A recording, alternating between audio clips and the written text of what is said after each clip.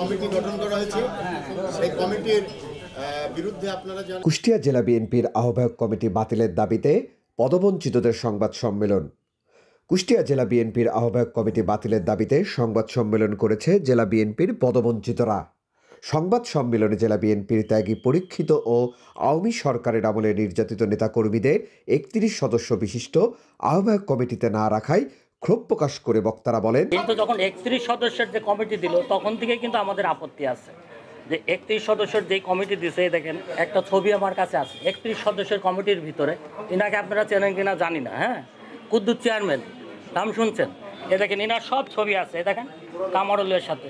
এবং আমরা এই প্রতিবাদ করার পরেও আমান ভাই যখন ইসে আসলো, দিশা টাওয়ারে আসলো, উনি পরিষ্কারভাবে বলে গেছেন আওয়ামী লীগের সাথে যাদের সম্পর্ক আছে তাদেরকে কমিটিতে নেওয়া যাবে না, বলছে না, আপনারাও শুনছেন। কিন্তু তাকে কিন্তু আবার পুরস্কৃত করা হয়েছে।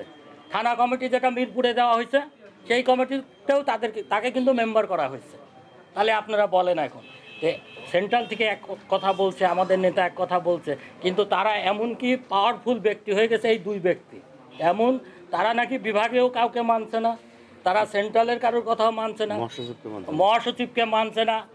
এইটাই আপনাদের কাছে আমার মানে বলার যে তারা এমন কি পাওয়ার পেয়ে গেছে, কারোর কথাই মানছে না। দেখেন খুকসা একটা কমিটি দিয়েছে, খুকসা থানা বিএনপির সেক্রেটারি যাকে করা হয়েছে সে সরকারি চাকরি করত, তার বিভিন্ন ফুটেজ আমার ইসে আছে, ইডার সাথে ছবি আছে, আমাদের সদর খানের সাথে ছবি আছে, রজত জয়ন্তীর ছবি আছে। আপনারা চাইলে কোনো আন্দোলনে এই 17 বছরের একটা আন্দোলনে যদি সে দেখাতে পারে, আমরা সবাই রাজনীতি করা ছেড়ে দেব একটা।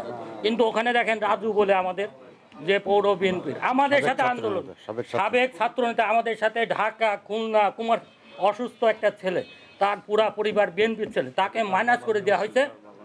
তার বাবা মেয়র ছিল, তার মতন ছেলেকে এই কমিটিতে আনা হয়নি। তাহলে এটা আপনাদের কাছে আমি বললাম যে আমাদের আন্দোলনটা কি যৌক্তিক কিনা। তারা দিন দিন যাচ্ছে, তাদের ঔদ্ধত্য আরও বেড়ে যাচ্ছে। এটাই আমার কাছে ভারপ্রাপ্ত চেয়ারম্যানের কাছে আমাদের সবারই দাবি যে এই বিষয়গুলো সে সরাসরি এটা মনিটর করুক এবং সে তদন্ত করুক। আমরা মিথ্যা বলছি না, তারা সত্য কাজটা করছে, সঠিক কাজ তদন্ত করুক, আমরা তদন্ত চাই। আমরা কেন্দ্রের প্রতি আমাদের কোনো অভিযোগ নাই, তার প্রতি কোনো অভিযোগ নাই, কিন্তু এই কুষ্টিয়া কুমারখালীতে খুকসা পর্যন্ত যে কয়টা কমিটি দিয়েছে, আমরা বিএনপির মধ্যে কোনো বিভেদ চাই না, কিন্তু আমরা দেখতে পাচ্ছি একটি মহল যারা দায়িত্বপ্রাপ্ত হয়েছেন তারা কিন্তু বিএনপিকে বিভক্ত করে, বিএনপিকে ঐক্যবদ্ধ না করে নিজেরা কিভাবে বিভিন্ন ভালো ভালো পদে যাওয়া যায় এবং যোগ্যতা সম্পন্ন নেতাকর্মীদের যারা দীর্ঘদিন আন্দোলন সংগ্রাম করেছে, যাদের নামে অসংখ্য মামলা রয়েছে, তাদেরকে কিভাবে বাদ দিয়ে দলটাকে মুষ্টির মধ্যে নেওয়া যায়, হাতের মধ্যে নিয়ে যায়, ব্যবসা বাণিজ্য করা যায়, এই সমস্ত টার্গেট নিয়ে তারা আগাচ্ছে। সুতরাং তাদের সঙ্গে তো আমাদের আপোষ হবে না। তারা যদি আমাদের এই দাবি দেওয়া মেনে নেয়, বিএনপি কেন্দ্রীয় হাইকমান্ডের কাছে আমরা দাবি জানাচ্ছি, তাহলে তখন আমাদের আন্দোলনের কর্মসূচি আমরা শিথিল করব বা স্টপ করব। তার আগ পর্যন্ত আমাদের যতদিন দাবি দেওয়া বাস্তবায়িত না হবে আমাদের এই সংগ্রাম চলবে এবং এটাকে কিভাবে বেগবান করা যায়, ত্বরান্বিত করা যায়, এই সকল প্রচেষ্টা আমাদের থাকবে। আজকে আমরা দেখলাম এই স্বৈরাচারী সরকার আন্দোলনের পতনের পরে 5ই আগস্টের পরে একটি নতুন কমিটি ঘোষণা করা হলো। সেই কমিটিতে আমরা দেখলাম 2 জন ব্যক্তিকে দায়িত্ব দেওয়া হলো, আহ্বায়ক কমিটি করা হলো। সেই কমিটির পরে 4 নভেম্বর একটি কমিটি ঘোষণা করা হলো, সেই 31 সদস্য কমিটি।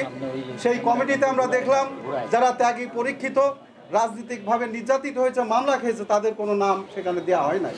আমাদের প্রতিবাদ সেই জায়গায়। আজকে সাংবাদিক ভাইদের কাছে একটি বক্তব্য, আপনারা চুলচেরা বিশ্লেষণ করবেন, যারা ত্যাগী পরীক্ষিত রাজপথের সৈনিক তাদের ব্যাপারে আপনারা আপনাদের কলাম যাতে সুস্পষ্ট হয়, আমরা আমাদের এখানে আমাদের বক্তব্যে। সোমবার বেলা 12:30টায় শহরের একটি রেস্টুরেন্টে এই সংবাদ সম্মেলন অনুষ্ঠিত হয়। এই সংবাদ সম্মেলন বিএনপির পদবঞ্চিতদের এই সংবাদ সম্মেলনে বক্তারা বর্তমান আহ্বায়ক কমিটি বাতিলের দাবিতে জানুয়ারিতে 3 দিনের বিক্ষোভ মিছিল, সমাবেশ ও অনশন কর্মসূচি ঘোষণা করেন। সংবাদ সম্মেলনে উপস্থিত ছিলেন কুষ্টিয়া জেলা বিএনপির সাবেক যুগ্ম সাধারণ সম্পাদক কাজল মাজবাদার, সাংগঠনিক সম্পাদক শামীমুল হাসান অপু, মেজবাহুর রহমান পিন্টু সহ বেশ কয়েকজন পদবঞ্চিত নেতাকর্মীরা।